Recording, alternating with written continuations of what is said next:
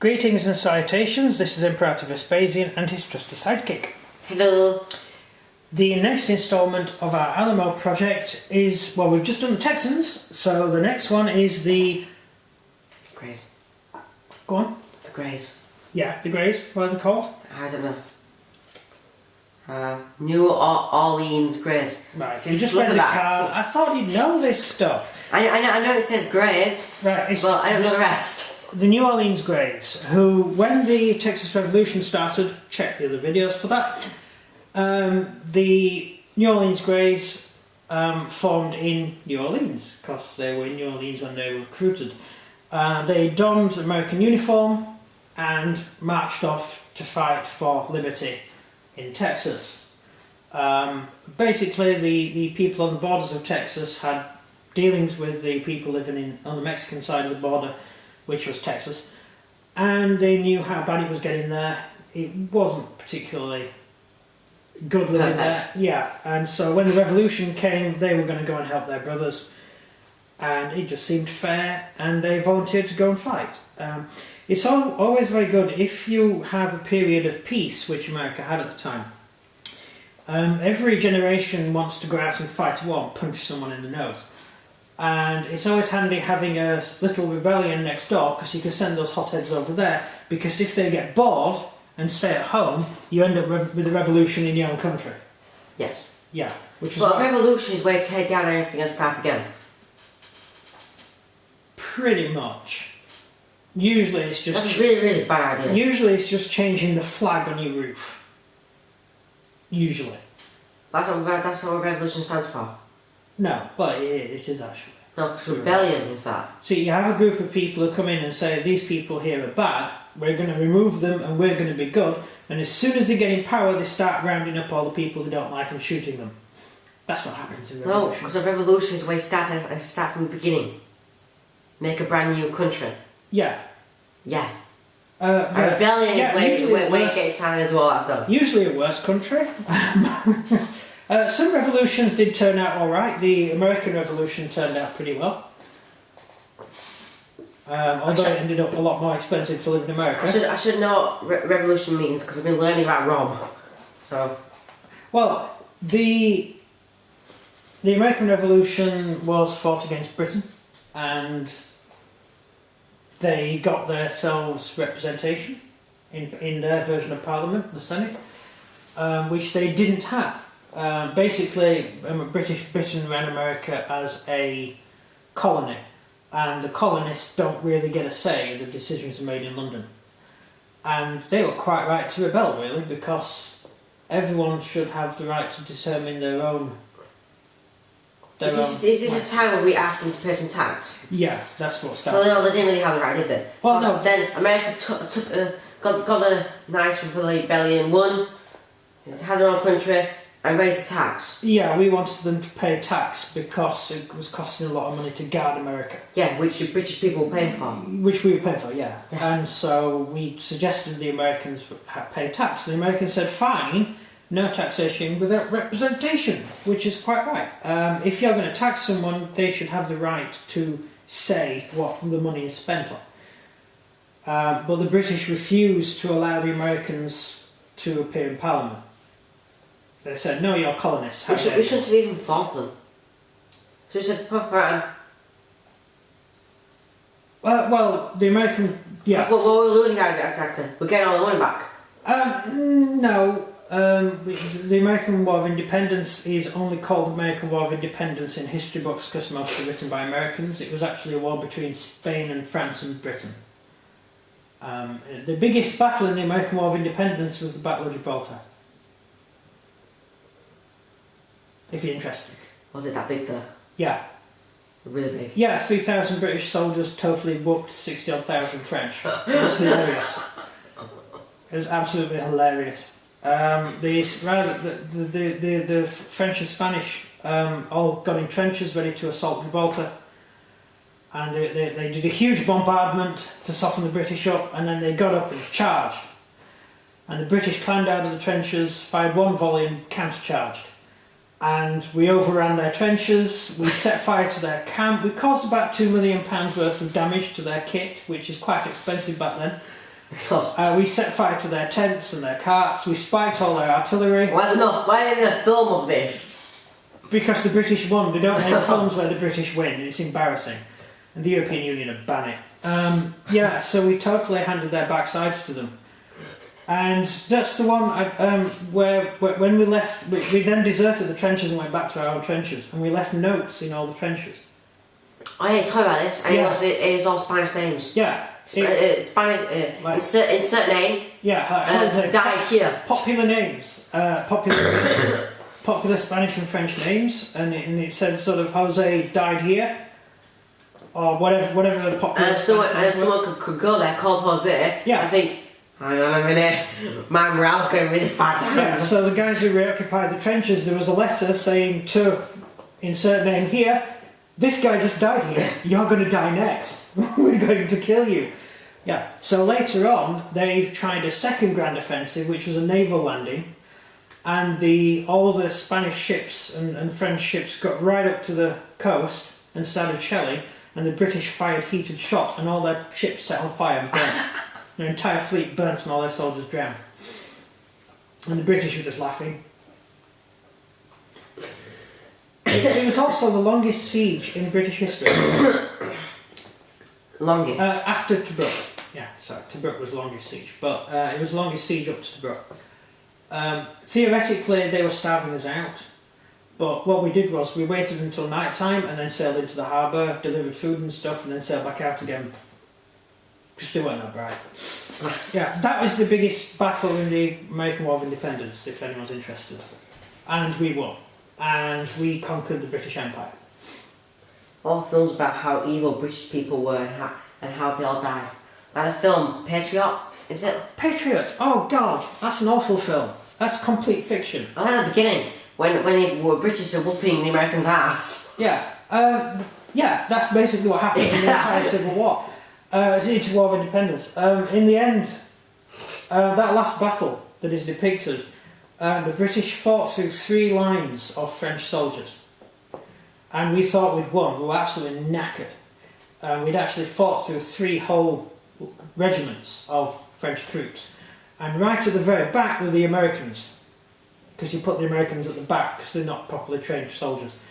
And we saw the Americans at the back and we just said, oh, stuff it, I can't be bothered. And all the army just sat down and said, give up, not playing anymore. And the British army surrendered. What? That's how the war ended. Why? We were tired. We were absolutely knackered. That's going to be the last battle. We would have won the war. Yeah, but there was that one line of Americans at the back and the Americans just weren't going to budge. They basically decided this is it. If we lose now, we're all dead. But So in the film, all they killed, murdered all the British soldiers. In the film, yeah, the film. That battle is in the film, and it's not very well depicted. But yeah, so No, because the battle in the film is where the Americans charge and kill all the British soldiers. the Americans never charged; they just stood. And the British saw the last American line. And we didn't know how many more troops there were. And we just said, "Oh no, I'm giving up." Because what used Why have we always been on mistake? No. What used to happen is we beat the French and the Americans would run away. Not because they're cowards, but because the Americans will die against British infantry. Yeah, The Americans cannot stand because against their best mates, the French, just got murdered. Yeah, but they're not. The Americans didn't have the training. Even though they had veteran troops within the ranks, most of the troops were always volunteers. And they might be well motivated, but against trained British infantry who spent their entire life killing people, they're not going to stand a chance. So, which is why an American firing line can never stand against a British firing line. Because the British stand 2 metres apart to fire. And the Americans all bunch up together. So when you shoot at the British, most bullets miss. And most bullets go over the head anyway. When the British shoot, they hit. It's a trend. And they shoot en masse, they volley fire. So you have 3 regiments all firing at one enemy target. One regiment. And that's how the British used to beat the Americans. But that battle, the last line was American troops, and we just went, oh, stuff it. I kind of feel we just did what I want anyway, because then they didn't have to pay extra tax anymore. Well, our troops were starving as well. The French fleet was blockading New York. Why didn't we just march to New York? We were in New York. They were blockading. They couldn't get out. The British couldn't feed all the troops, so we let all the black soldiers, all the black American soldiers, we let them leave. We said, but you don't have to fight for them. We'll give you freedom. Oh, well, we'll not give you freedom. They were free. Yeah, I'd say there's no slave. We're into slavery. Yeah. But we had black soldiers fighting the British Army, and we said, well, you just go because you're going to get massacred if you stay here. And they walked out of the gates, and the Americans butchered them. But you won't find that in because they have. They don't think that black people should be free. At that point, they're all slave owners. They do Afro-Caribbean history. What on earth the Caribbean's got to do with black slavery? I don't know, really. Because most slaves in Caribbean were free. So, I just don't know. But they do history things about it, and did I mention it now? Other than that, you don't really get it. In history states, it's and those horrible white people did this to black people. Well, it's absolutely nothing compared to what black people did to black people. Where do you think the slaves came from? From black people capturing black people. Yeah, black people capturing black people. And they're selling it to the Americans. No, selling them to the Muslims. Right then. To the Barbary Muslims, who then sold them as slaves. And the blacks who were sent to Arabia, far more blacks were sent to Arabia, and they all died. There are no black descendants in Arabia today, because if a black woman gave birth to a child, the child was beaten to death. And all the men were castrated, so they couldn't have children. Well, you never hear about that, do you? So if you want to discuss slavery, yeah. Makes no sense. Why? It's to stop the race being diluted. But why? Yeah, because they're Arabs, and Arabs are the most racist people on the planet. And so, basically, that's what the Arabs did. Right up until recent times. Now, back to the Orleans. Yeah, the New Orleans troops. So these troops are the guys who fought all over Texas. These are the ones that made the last stand at the Alamo and died to a man. Entirely massacred. Then again, everyone was at the Alamo, more or less. So. Yeah, Crockett was the last person left. But they basically stood and fought at the Alamo.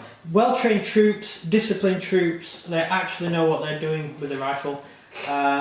Although the Texans in general would have been pretty good with rifles because they would have practiced using them and stuff, and some of them would use them professionally. Most of the Texans were actually just barbers and chefs and cobblers and just normal people who just got given a rifle. So generally we don't really class the Texans as being brilliant at shooting. These guys were actually drilled, so they actually had training and discipline. They're the only ones that stood on parade. The rest of the Texans would just sit around and lounge all day, whereas these guys every morning would stand on parade, raise the flag and play the trumpets. Not something the Texans did. Most of the Texans would just have an early night. So these question. So these are the only people with standing uniform? No, the Alabama Red Rovers also had uniform as well. Oh yeah. But it wasn't a uniform, it was just normal clothing painted red. Right, next question. Yeah?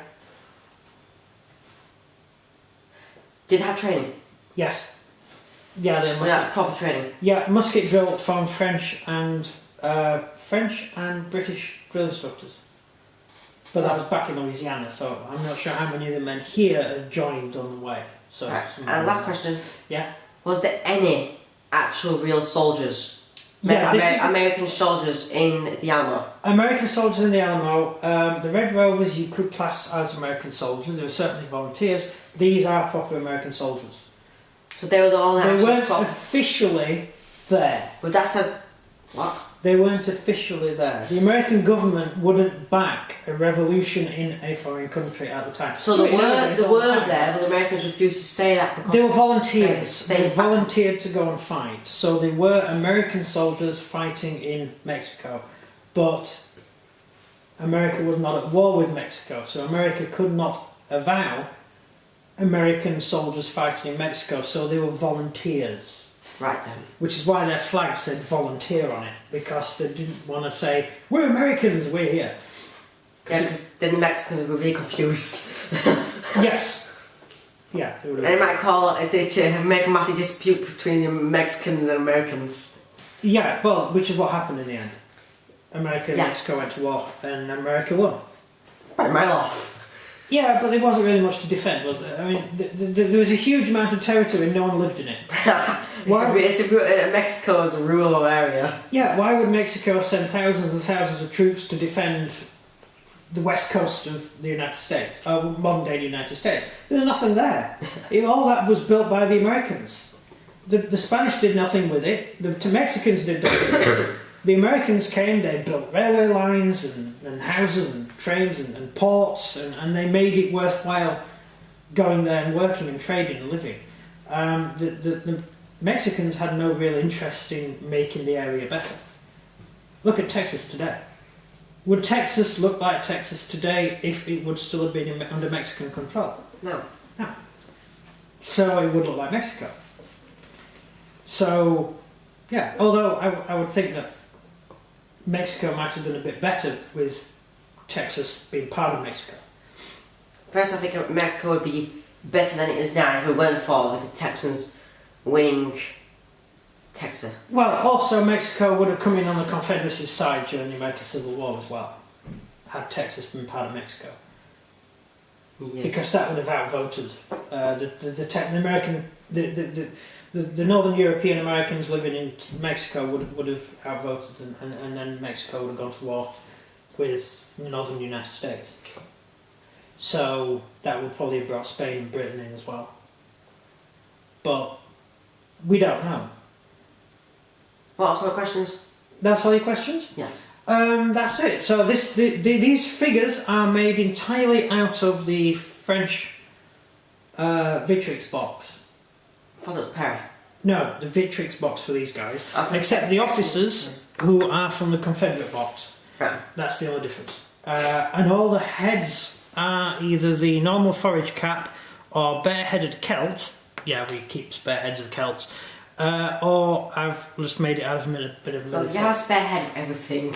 Yeah, the Celt heads came in really handy. They've got little beards and everything, and I found it really useful to have sort of beardy men. Same with Napoleonic stuff. You know when you do figures, not everyone had their hat. You climb through a bush, half of you guys are going to lose their hats. You're going to have the wrong types of hat. Some are going to have shako, some aren't going to have shako cover, some aren't going to have shako cover. So yeah, some guys have got bare heads, some guys have got hats. The forage cap. Although the Red Rovers have given some of those guys normal civilian hats because the uniform was generic, so they were a little bit less uniform. So I mixed them up a bit. We'll do a video on that whole regiment when I've got it painted. Right? Yeah, that's everything. That's everything. So that's it. These guys are going to go and mix it with the Mexicans as soon as we get around to doing a battle. I've got quite a few figures still to paint before we get to actually doing a battle, but it's coming soon and we will be fighting the North Wall. Indeed you do. Yeah, because we haven't got the whole Alamo finished, so we'll start off by doing the North Wall. So, thank you very much for watching. So if you enjoyed this video, please like and subscribe and comment down below what you think of the Texan Orleans Graves. That's it for me. And everything from him. Goodbye.